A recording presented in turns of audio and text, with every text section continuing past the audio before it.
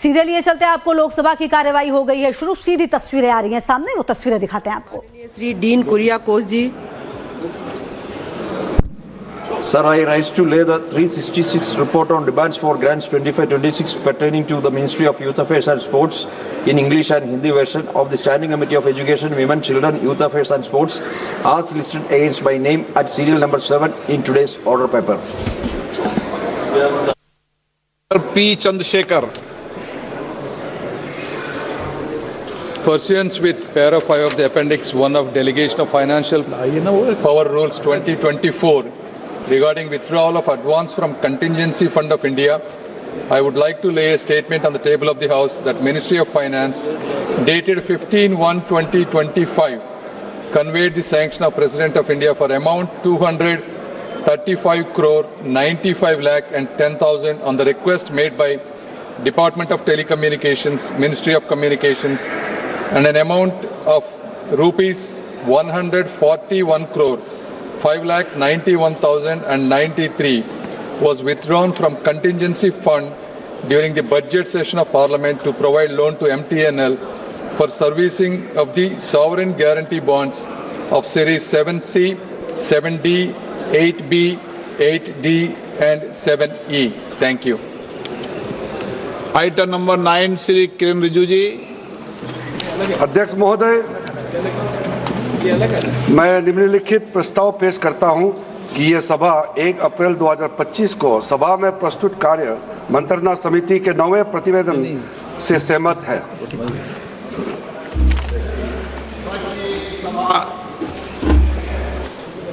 1 अप्रैल 2025 को सभा में प्रस्तुत कार्य मंत्रणा समिति के 9वें प्रतिवेदन से सहमत है।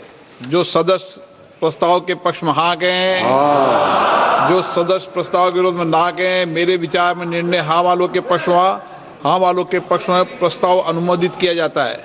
ये बिजनेस एडवाइजरी कमेटी है, ठीक है ना। माननीय सदस्य जिन्हें आज नियम 377 के अधीन मामले उठाने की अनुमति दी है, वे व्यक्तिगत रूप से अपना अनुमोदित पाठ सभा पटल पर प्रस्तुत कर सकते हैं। आइटम नंबर 11, माननीय मंत्री पंकज चौधरी जी। अध्यक्ष महोदय, मैं अपने वरिष्ठ सहयोगी श्रीमती निर्मला सीतारमण जी की ओर से प्रस्ताव करता हूं कि आज की संशोधित कार्यसूची में मत संख्या 11 में वर्णित बैंककारी विधियां संशोधन विधेयक 2024 में राज्यसभा द्वारा किए गए संशोधन पर विचार किया जाए। प्रश्न है कि लोकसभा द्वारा यथा पारित बैंककारी विधियां संशोधन विधेयक 2024 में राज्यसभा द्वारा किए गए संशोधन पर विचार किया जाए।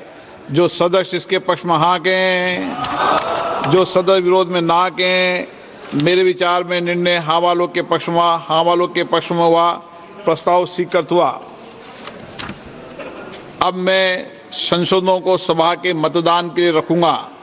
प्रश्न है कि लोकसभा द्वारा यथा पारित विधेयक में राज्यसभा द्वारा किए गए संशोधन संख्या 1 और 2 को स्वीकृत किया जाए। जो सदस्य इसके पक्ष में हाँ कहें, जो सदस्य विरोध में ना कहें, मेरे विचार में निर्णय हाँ वालों के पक्ष में, हाँ वालों के पक्ष में संशोधन स्वीकृत हुआ।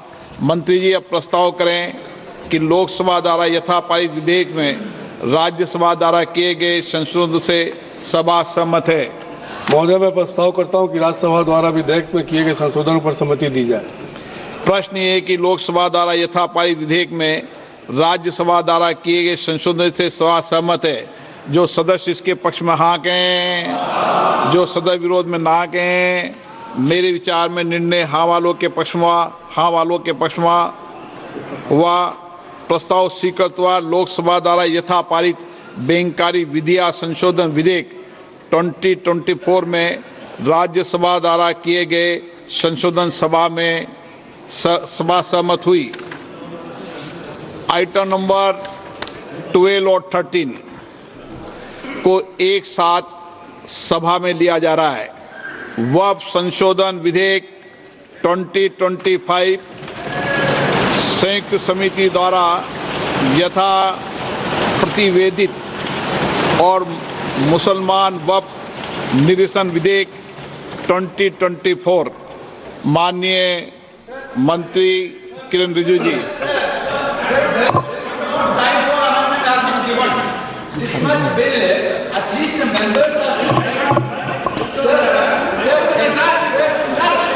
हाँ, बोलिए।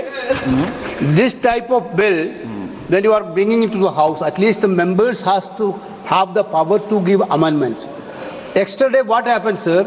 This bill has been brought into the notice of member only around afternoon. Then the amendment time will be ceased till 3:30. Then how can the members who move amendments, sir? This is basically you are actually bulldozing the legislation, sir. This type of legislation bulldozing is not happening in this house, sir. Sir, members has to go. Why that, sir? You need to give time for amendment, sir. Sir, there are several provisions to be given amendment. There is no time at all. Okay, आप सुनिए, आप बैठिए, एक विषय मैं दे दूं। माननीय सदस्यगण, मैंने सभी जो गैर सरकारी माननीय सदस्यों के जो भी संशोधन प्रस्ताव थे वह और सरकारी संशोधन प्रस्ताव दोनों को बराबर का समय दिया है। मैंने ऐसा नहीं किया कि आपके मैंने सबको, मैंने जितना भी समय गैर सरकारी संशोधन को दिया है उतना ही समय सरकारी संशोधनों को दिया है। मैंने दोनों में कोई अंतर नहीं किया गया है। मंत्री जी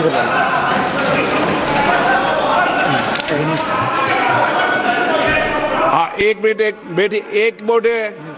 एन के प्रेमचंद्रन जी, आप बता दीजिए। Sir, my point of order is relating to Rule 80, Clause 1 of the Rules of Procedure and Conduct of Business, and under Rule 376 of the Rules of Procedure, and also colon sector, page 650.